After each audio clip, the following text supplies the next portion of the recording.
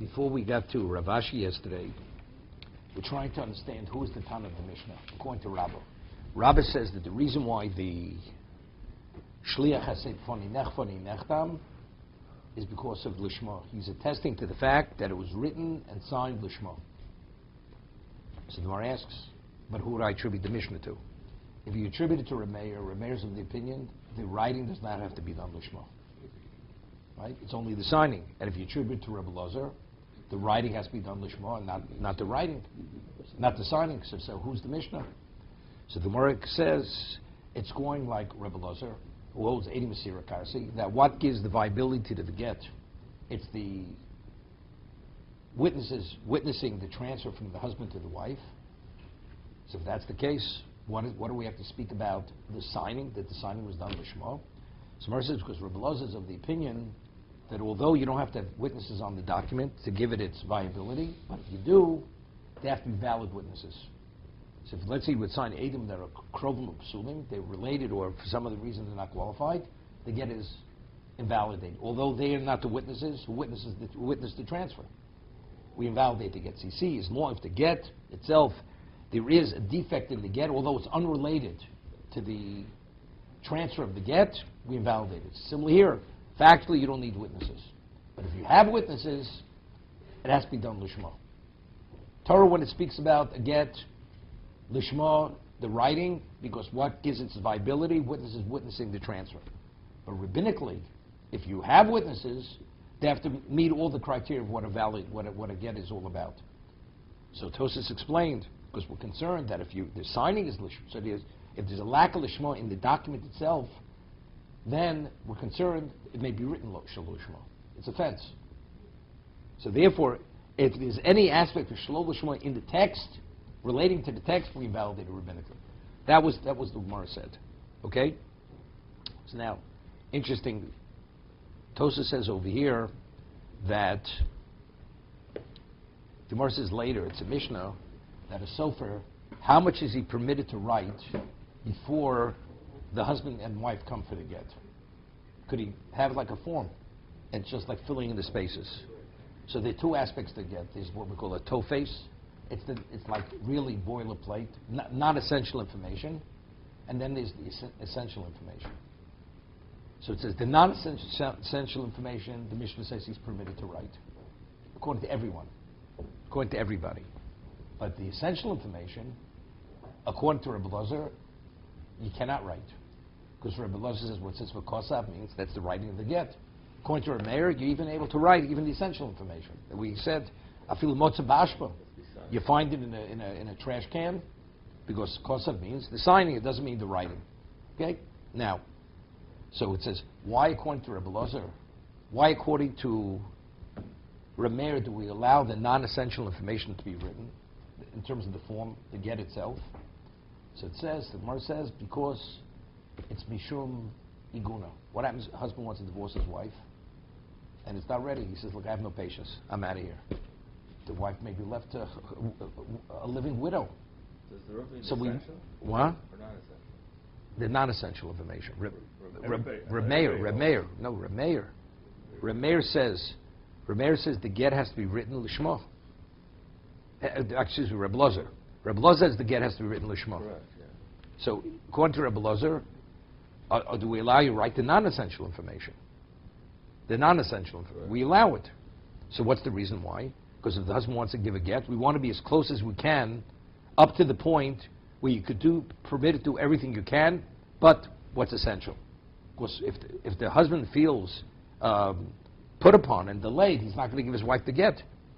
And we don't want to interfere with that. He should, if he wants to give the get, what happens if he chooses to go out of town now? The woman's going to be left not divorced. Okay? So we allow everything done up to that point. According to Rabbi Meir, so the question is, why according to Rabbi Meir we should let him write the full get? Right? Motza b'ashba, it's valid. It was written for another individual, the full get. So why do we allow the sofer to write the full get according to Rabbi Meir? So the Gemara says, because Mishum Katoto. Mishum Katoto. All of a sudden, if the sofer has a get and has all the information, and the wife is not aware the husband is going to divorce her, and the husband just says, it's just in case. and the wife finds about it, you realize this is the beginning of the end of the marriage.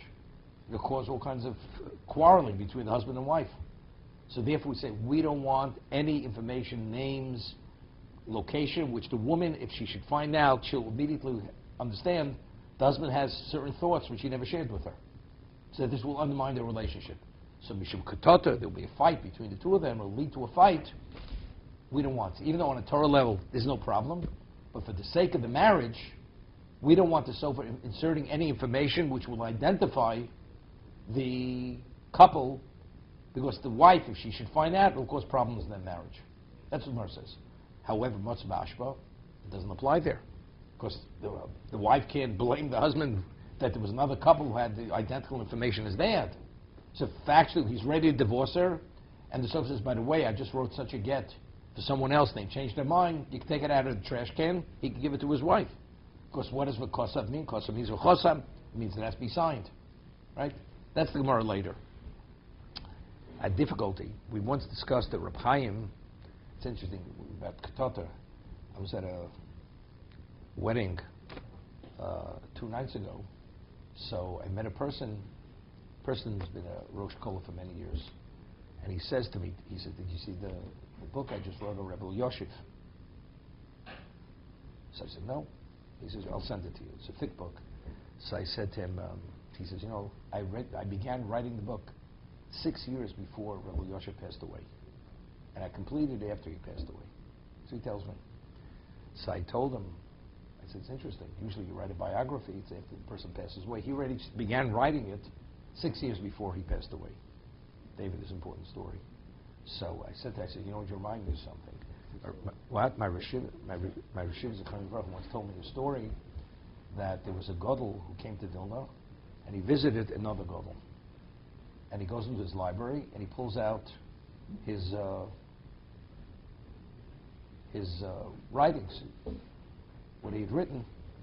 He pulls out, he had a whole portfolio of Hespedim that he had said for various people over the years. And he goes through the Hespedim, the eulogies, and he finds a Hesped written on him. He already had written a Hesped on him. He's still alive, but he wrote a Hesped on him. So he went over to him. He says, it's amazing. I'm still alive. I don't plan to pass on for a while. You wrote a Hesped on me already. So he said to him, the Gemara says in Shabbos that a person who doesn't say a proper Hesped for a Torah sage, he deserves to be buried alive. That's how serious it is. So what's big? Suddenly you pass away, whenever it'll be, and I'm going to have to eulogize you. And I'm not going to have time to prepare a proper Hesped. I'm going to be held culpable. So therefore, everything's prepared that whenever it should happen, we'll always say a proper Hesped for you. That's what he told this other person. I heard this from my Rosh Yeshiva. So I'm saying, so I said to him, I said, your book, you already wrote it 6 years before Rebbe Yosef passed away. Because you wanted to make sure that the information, he'd be agreeable that it's valid information, what you're saying about him. Because afterwards, who knows, it may be disgraceful. So you already wrote it 6 years before he passed away, but the majority, to make sure it's appropriate. It's like I'm sure he showed him certain things he wrote. Yeah. So the same thing, katata, A wife finds out the husband already wrote a get just in case. So that means it creates trouble.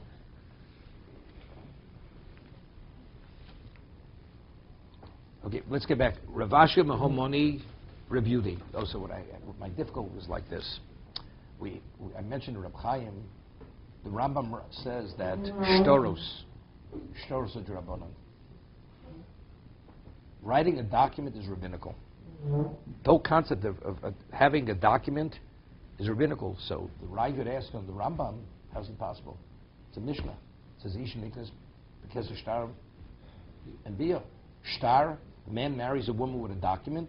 It's a Torah marriage.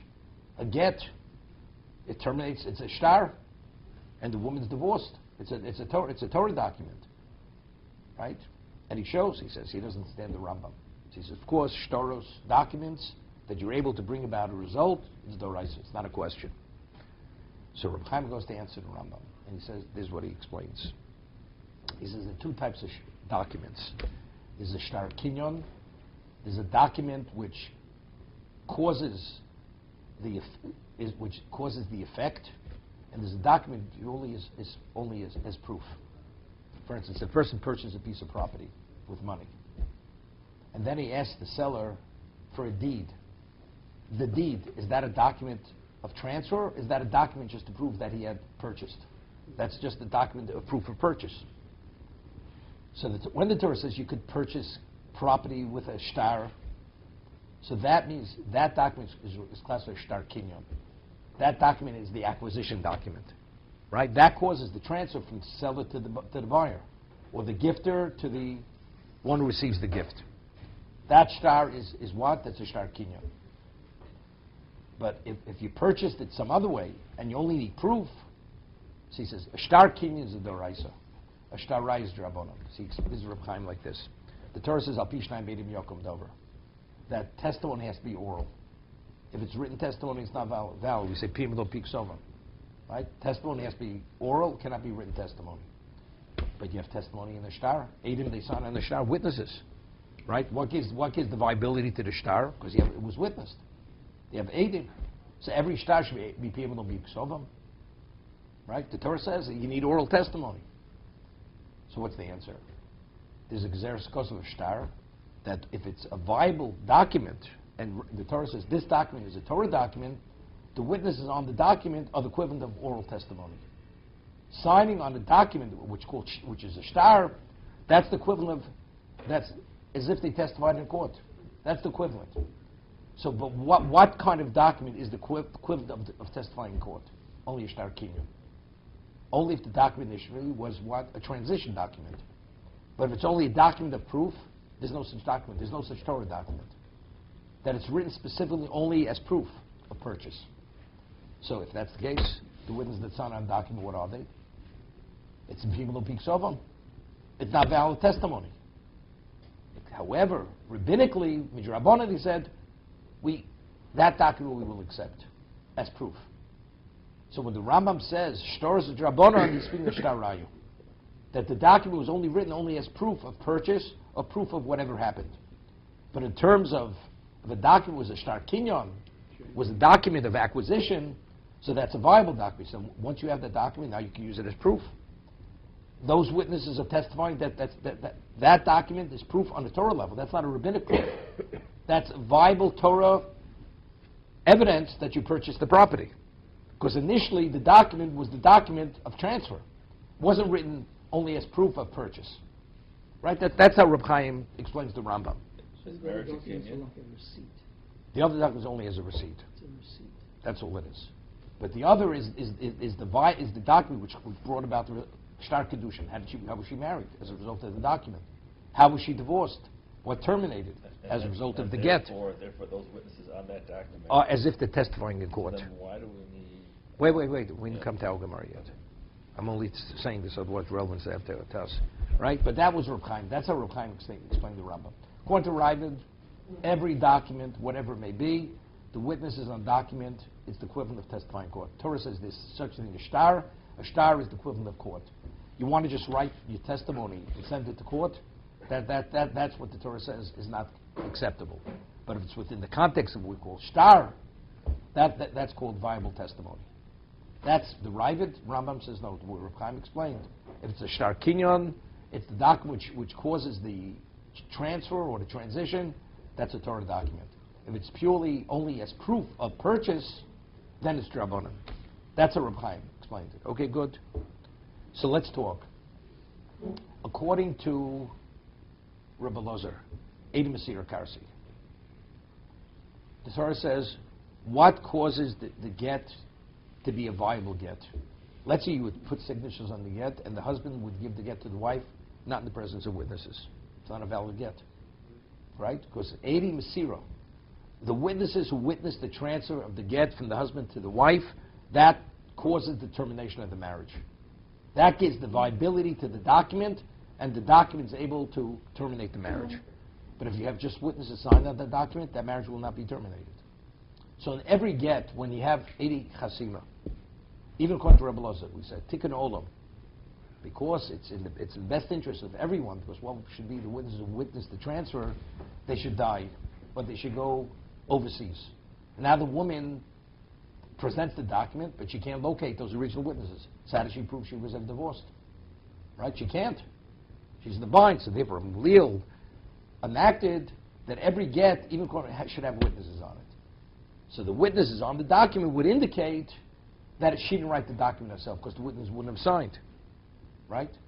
So, as we'll see Tosas in a moment, so when she has that document, where did she get the document? Evidently she got it from the husband. And if she got it from the husband, it must have been given in the presence of witnesses. You have it? It must have been given in the presence of witnesses. Otherwise, according to Rabbi Lozer, right? Because how do we know the Edi Masira? We only see Edi Chasima. So, and after the Edi Chasima, witnesses wouldn't have signed the document for the woman. So who did they sign the document for? They signed it for the husband. So that means the husband gave it to her. And there's the presumption, if he gave it to her, he gave it in a proper context. He gave it before Edi Masira. That's how Tosas explains. But let's talk about the witnesses. Who are these witnesses? What this document? In terms of this document, the Torah never said this document has no relevance to witnesses. So how do we understand it? It's like you purchase it with what? With money, and then you need a document, proof of purchase. This document is a document which terminated the marriage. But what caused the termination? It was the transfer from husband to wife was witnessed by witnesses. Not signed. It has unrelated to sign. Torah never said this document has no relevance to signatures. The letter says no signatures needed. No signatures. No, signatures have no relevance. It doesn't affect the document whatsoever. Right. So when the Torah says, "Mi PM," what does PM mean? It means oral testimony. It means oral testimony. So it means oral testimony. So every time you have witnesses in the document, it's PM lo ksovan. That's written testimony. That's what I'm saying. So as proof, it would only be drabanan. It would not be a doraisa. Okay?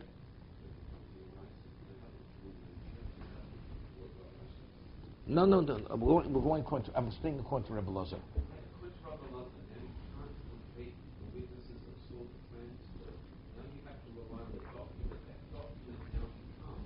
But what may, again, see, if you tell me the witnesses, the Torah says, where did Torah say, where did Torah say it? See, according to Ravid, the Ravid says, every document that Torah says, a document is equivalent of court. Okay, it's not a problem. Rambam says it's only the document where the witnesses, it's a document which caused the effect. So, but the witnesses have no relevance to the cause of that effect, according to Rebbe Lozer. So that means every document should be drabanan. And we're going to see that we rule like Rebbe Lozer. So if you rule like Rebbe Lozer, so how do we reconcile the Rambam? Right? Because even the Shtar Kedushin, there are no witnesses in that document. When it says in the Mishnah, Ishnikus Keser Shtar. Shtar means the document is given over in the presence of witnesses. It's not where we have witnesses in the document. So when the Torah spoke about Shtar Kedushin, we're not speaking about written testimony. So you're not talking about written testimony, so that should be rabbinical. It should be Piyavlo Piksovan.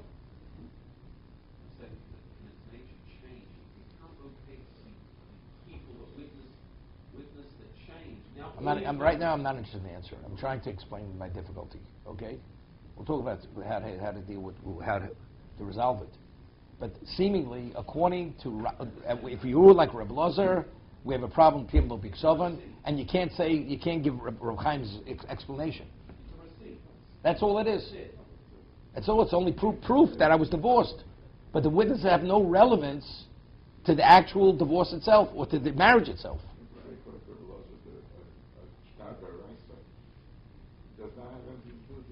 Exactly. So if that's the case, when Torah says Al Pishnai made him Yokum Dover, means you have to have oral testimony. Anything less than that is written testimony. So how do you reconcile the Rambam? Okay, that's first. Secondly, let's understand what the Ravid's question is. The Ravid says, how can you say Shtar is Drabonon? What about Shtar Kedushin? Well, what's the problem with Shtar Kedushin? Shtar Kedushin, because it was witnessed, it was given in the presence of witnesses. It has nothing to do with written testimony. The Rambam's also Shtar Drabonon, where you're dealing with written testimony. See, if you go without Reb Chaim, you'd say very simple. That every document, even Shtar Kedushin, witnesses on that document is rabbinical. But she was married with the document. Of course she was married to the document. It was given over to 80 Masira cars. 80 Masira. As opposed, it's not specifically get. Every shtar, even by monetary, what causes the document to have value? It was given in the presence of witnesses. It's 80 Masira. So if that's the case, every shtar that has witnesses, what is its value? Purely rabbinical. Because the Torah, according to Reb Loza, never discussed witnesses signing on a document. So when the Torah says testimony, what is testimony? Testimony is oral testimony. Doesn't mean written testimony. So the Rambam's not difficult. If you rule 80 Masira Karsi, as the Gemara rules, every document is a doraisa. When the Rambam says shtoris drabona means a document that's witness, proof that that document caused something to come about, that's purely midrabanan. That's drabona.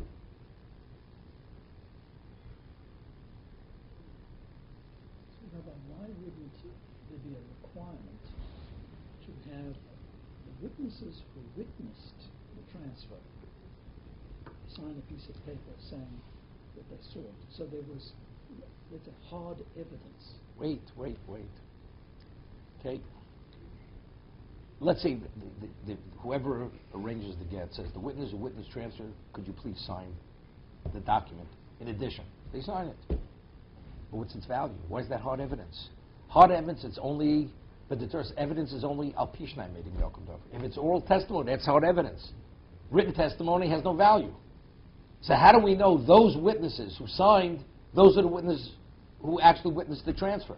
How do we know that? Whether it's them or somebody else, whoever witnessed the transfer. No, but again, the Torah says it has no value. Written testimony has no value. Give more value to two people. It's like two children we sign on a document. Does it have any value? It has no value whatsoever. There's no such thing as written testimony. Evidence is only if the Torah values the evidence. Written testimony, Torah doesn't value. So if that's the case, what hard evidence do you have? You have nothing. So what have we accomplished? You want it's just answer? It's rabbinical. So good, rabbinical it is. That's what Reb Chaim is saying. Reb Chaim is saying in the Rambam that, as I said, how do we even understand the Rabbit's question on the Rambam? You mean to say Shtar Kedushin is Drabonon? She's married on Torah level. A get is Drabonon. She's divorced. It terminates the marriage. The answer is no. When the Rambam says Shtoris is Drabonon, he means to say the document as proof that she was married or divorced, that's rabbinical. What is that? That's when you have witnesses, because those witnesses have no value on a Torah level. It's only proof that whatever happened has value, that's Drabonon. So I'll tell you what the difficulty is. Why? It seems you could say that. Why is that difficult? Why is that difficult? Because like this. No. The reason why it's difficult is this. We have a principle, hefker bez and hefker. Let's say you have a shtar, a document, let's say we'll go with Reb Chaim. The document was written purely similar to a receipt. That's a rabbinical document, okay? But factually, now the man comes, he says, the original owner says, you stole my property.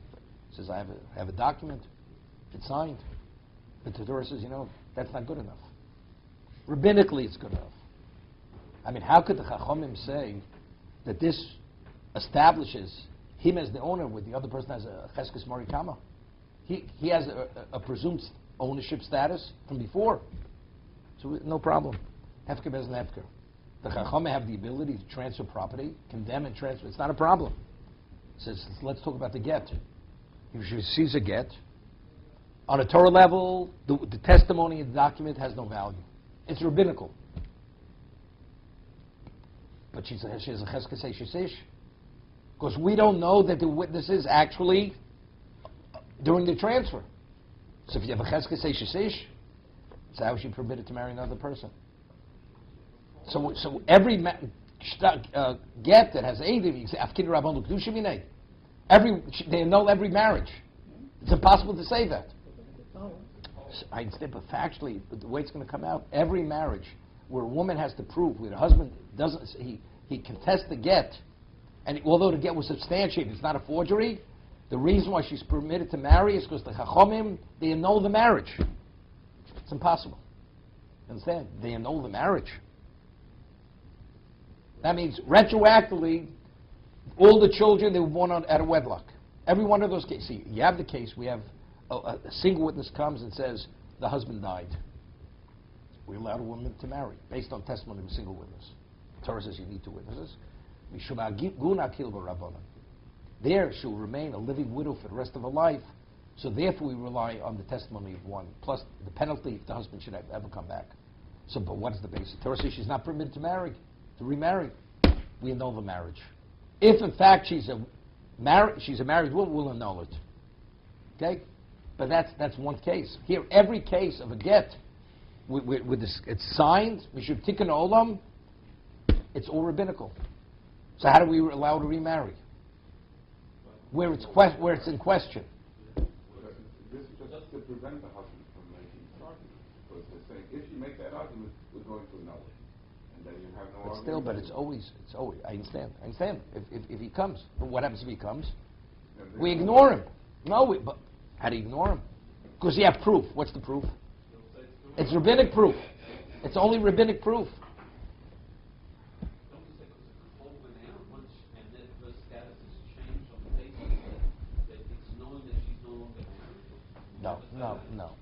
No, that's not enough. It's not enough. Well, just let's go before that step. The problem for this woman, if she wants to get remarried, well, let's suppose the husband is coming to contest the get. He hasn't come yet. He was in a foreign country. But in the meantime, she wants to get remarried. So she goes to her local rabbi. And the local rabbi sees all the documents. He says, fine, and he marries them. How does he know? How does he know? Exactly. That's what we're speaking about. How does he know? Answer, because he sees it's a certified get, authentic signatures. That tells me that it was done properly. And he knows that certain rabbi officiated or Beth Din officiated at the So what I'm thinking is this. Tosa has a question. Even if you have Edi Chasimo, you have witnesses signed on the doc. How do you know it was given in the presence of witnesses? According to Rebbe Loza. Says, of course, if the witness is signed, who did they sign for? For the woman or did they sign for the husband? They signed for the husband. And there's a presumption that if the husband gave it, it was given properly. It was given in the presence of witnesses. Okay? So the witnesses only create the presumption that it was given. Let's say the witnesses they have no viability at a Torah level. But factually, we certified the witnesses' signatures. These people would have not signed on behalf of the woman. They signed on behalf of the husband. So if they signed, so how does she have this document? Evidently, the husband gave it to her. So what is the value of the witnesses? Only to tell us that the husband gave it to her. Once I know that it was given to her by the husband, now I have the presumption it was given in the presence of Edi Masira. So therefore, it's a viable get on the Torah level. So we're not really, it's not the testimony of the witnesses. Right? It's only establishing the presumption. Because if once we determine these witnesses are bona fide witnesses, they're authentic, we know, and they would not sign for her, they signed for the husband. So if they signed for the husband, this document, how did she get the document? He must have given it. And if he gave it, in what context did he give it? In a proper context, in the presence of Edi Masira. In that case, she's divorced on the Torah level. It's a pretty big assumption, isn't it? That we say, no, it's not a pretty big assumption. But he gave it properly. Well, if he gave the get, every man who gives a get, he gives in the presence of the Bezdin. People who are proficient in the laws. He's not the expert. But if he gave a get, we see the text is correct, he went to people who know exactly how to implement the get. So that means the presumption is, if we know it came from the husband, and now we see it in her possession, the process was a proper process. What's the proper process? It was given before Edi Masira. Really heard that you could throw the get over the fence in her house. And if it lands in her property, it's, she's... According to Rebbe Lozer, that has to be done in the presence of Edi Masira. No, but he doesn't know that step. He doesn't know this business about the witnesses. All he did is he went and got a proper get, witnesses, rabbis, scribe... But this question, what you're asking, is a question, that's Tosa's question. So in any case, let's say witnesses on a document is Doraisa, even if it would be. But what gives the document its viability? 80 Masira. So they says, so what was the value of Rabbi Gamliel by legislating you should have witnesses sign? But how do you know it was given the presence of witness? Maybe he just signed. So Tosa says in either case, without what we're discussing, you must say the presumption is that it was done properly, finished. So that we're accepting as a given. So now, once you have that, the Eidim are not viable witnesses on the Torah. They're not. But they create that on Tzaddik. They are the basis for the presumption because we know the witnesses did not sign on behalf of the woman. They signed on behalf of the husband. So if they sign on behalf of the husband, what is she doing with the document? Evidently he gave it. Once I know he gave it, then I know it was done properly. That's the presumption. So I don't know who the witnesses are that witnessed the transfer. No, but There's no record of but we certified the witnesses. They were certified. They were substantiated. Without the ones to witness the transfer. no, they don't have to be the same ones. Whoever signed on those. No, I'm going to the next step. The transfer. That's what we're dealing with. The transfer. The transfer. We're is asking, what were there witnesses during the transfer? I don't have any record of who they are. It's irrelevant. I don't know who they were. I don't have to know There's who they are. there's no I don't record. have to know who they are. The only reason why I have this substantiated document is not because I'm concerned about they may be not valid witnesses. It may be a forgery. The lender may have forged the document. The woman may have forged the get. So once I certify, substantiate their signatures that they're authentic, I know the woman didn't forge it. So if they're authentic, who did these people sign on behalf of who? On behalf of the woman or on behalf of the husband? So if they're on behalf of the husband. So, and whose possession is this document now? And hers. So how did it go from the husband? Evidently he gave it. So if he gave it, in what context did he give it? In a proper context. They would process it to witnesses. That's the key. That's the key. You That's have to say that. right. That's the point. He would have to prove. Exactly. If he would claim he lost and she found it, we wouldn't believe him. You don't have to know who those witnesses. You wouldn't All you have believe to know is We that would they not were believe him. witnesses. Definitely not. It's as if we said nothing. See, the case which is discussed in Bava Metzia, if you find a document in Rosh Hashanah, What do you do? whether it's a loan document, who do you return it to? So the lender says, I lost it. The borrower says, I lost it, because it's a paid document. You don't give it back to either of them. Because again, because there, clear, we saw it was lost. Now, that's a valid question. Maybe the husband lost the document. He never gave it to his wife. She claims, I already received it. Okay, you bring proof that you received it, then we'll talk about you being divorced. So therefore, it's a suffix. You go after the chazaka. She's a cheskes ish. So until it can be proven, she retains a married status. In that case, as the lender and the borrower, until the lender can prove he lost it, we don't give it back to the lender, because there's a possibility he may have what? It may have been paid, and the borrower lost the get, the loan document. So let's suppose there's just an extreme case. The get is found in the street, public domain. The former husband is dead. He's not coming to contest anything. And we now have to determine the status of this woman. And we don't know who the witness is. We don't know anything. We just know there's a get. Well, in the she's street, a and she widow. says- and she says, I lost it. And She's the a other side is not contesting this fact. Do we give it to her? Put it this way. Wait. If there were children, the whole thing is not out of question. She's a widow. She's permitted to marry. What about if he died childless? No, she's remarried. She's living with another husband. And when did she marry the man?